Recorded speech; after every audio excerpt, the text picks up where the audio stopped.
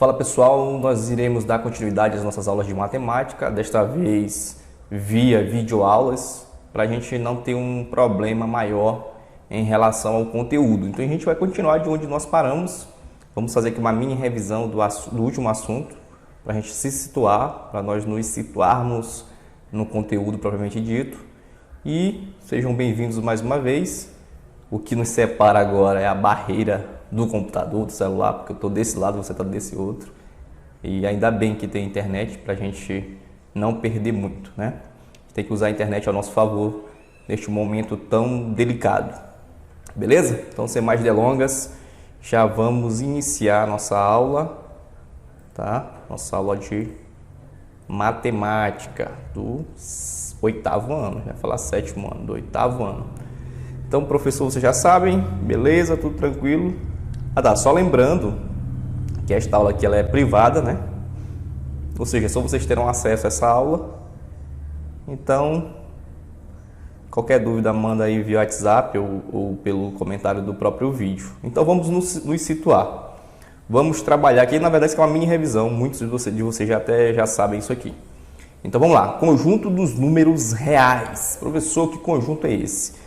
Quando eu falei em sala de aula, o conjunto dos números reais é aquele conjunto bem grandão, né? Bem grande, que envolve todos os outros conjuntos, tá? Então, os números reais, o conjunto de elementos representado pela letra R, tá? Importante isso.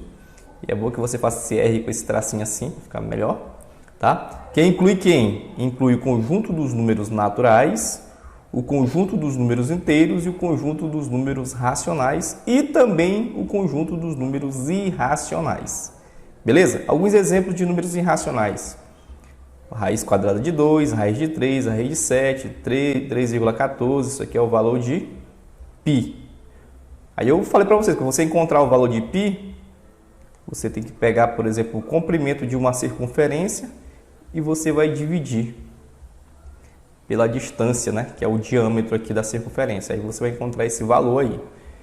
Aí os números racionais, você já sabe, já trabalhou com isso.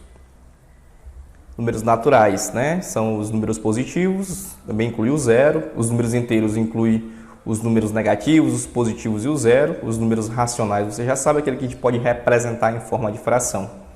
Então, professor, não estou lembrando que é o número racional. O número racional ele tem um detalhe, tá? Eu vou fazer o seguinte aqui. Eu posso representá-lo através de fração. Só que o B, tá? O B ele tem que ser diferente de zero, ou seja, o B ele pertence ao conjunto dos números inteiros não nulos, beleza? Então, basicamente é isso. Então, o conjunto dos números reais é aquele conjunto maior que engloba todos os outros. Quando você estiver lá no ensino médio, você vai ver mais um conjunto, que é um conjunto ainda mais amplo, que é o conjunto dos números complexos. Mas, aqui no ensino fundamental, a gente se limita aos números reais.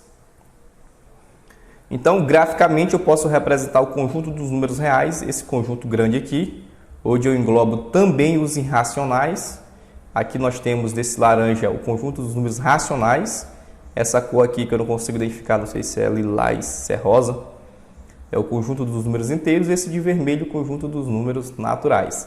Então, graficamente seria isso aí, né? Então, não tem como a gente errar em relação aos números racionais. Primeira propriedade. Se eu tenho uma raiz, onde o índice é n, e nós temos aqui o radicando aqui, que é o A, o que isso me implica dizer? Que esse n aqui, ele pertence ao conjunto dos números naturais não nulos, até porque não existe raiz zerésima, né? E esse A tem que ser o número natural. E não tem que ser número inteiro, tá? Tem que ser natural e não inteiro, porque aqui você não pode colocar um número negativo. Lá na frente você vai ver em números complexos que até você pode fazer a operação, mas até aqui você não pode usar números negativos aqui no radicando. Então, se eu seguir estes comandos aqui, o meu resultado, tá? O meu resultado será o número real, beleza? Então, o n tem que pertencer aos naturais não nulos e o a tem que ser o natural, que seja diferente aí de um número negativo, por exemplo. Raiz quadrada de 2. Nós já vimos em sala de aula que a raiz quadrada de 2 é um número irracional. Irracional. Professor, eu não estou lembrando que é um número irracional. O número racional é o número decimal infinito. mas ele não é uma dízima periódica, tá? Ele é um número decimal infinito, tá?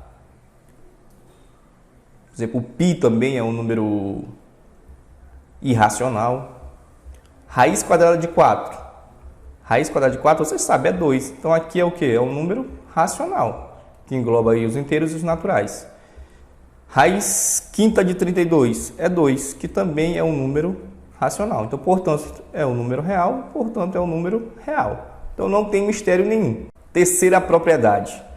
A diferença de um número racional com um número irracional, em qualquer ordem, o resultado será o quê? Um número irracional. Então, se eu tenho um número racional menos um número, tá? Menos um número irracional, o meu resultado dessa diferença aqui será um número irracional. Beleza?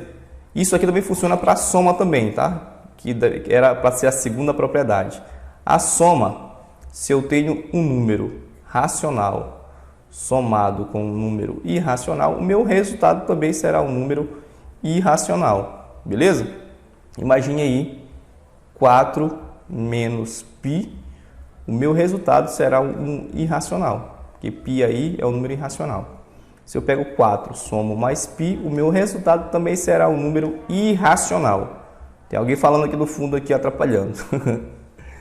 Beleza, quarta propriedade. O produto de um número racional não nulo, ou seja, tiro o zero aí, por um número irracional também é um número irracional.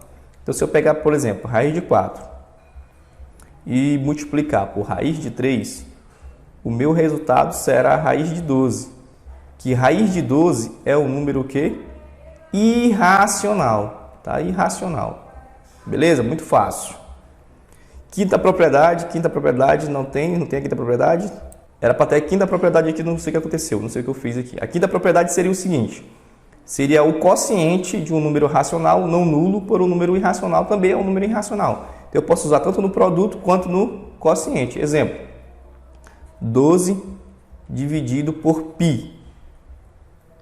Dá aproximadamente aí 3,18971,863. Aí você sabe de cabeça? Não, estou vendo pelo livro, não sou abestado.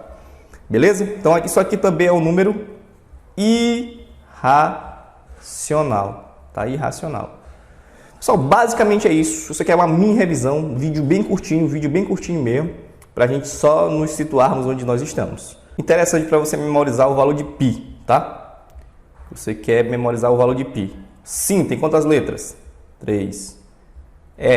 Uma letra. Útil tem 1, 2, 3, 4. O E, obviamente, uma letra.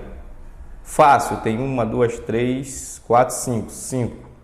Memorizar tem 1, 2, 3, 4, 5, 6, 7, 8, 9.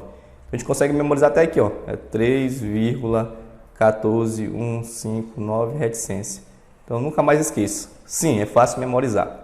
Então, vamos lá. Vocês vão pegar o exercício da página 48. Página 48, tá? Vocês vão resolver a atividade da primeira até a quinta questão. Beleza? Vocês têm que me devolver essa atividade respondida até quinta-feira. Na sexta-feira enviarei o vídeo com a resolução das questões, beleza? Então, galera, o vídeo é para ser curto mesmo, tá? O intuito era esse, só para te situar. Eu espero que você tenha gostado. Então, eu te vejo na próxima aula. Falou!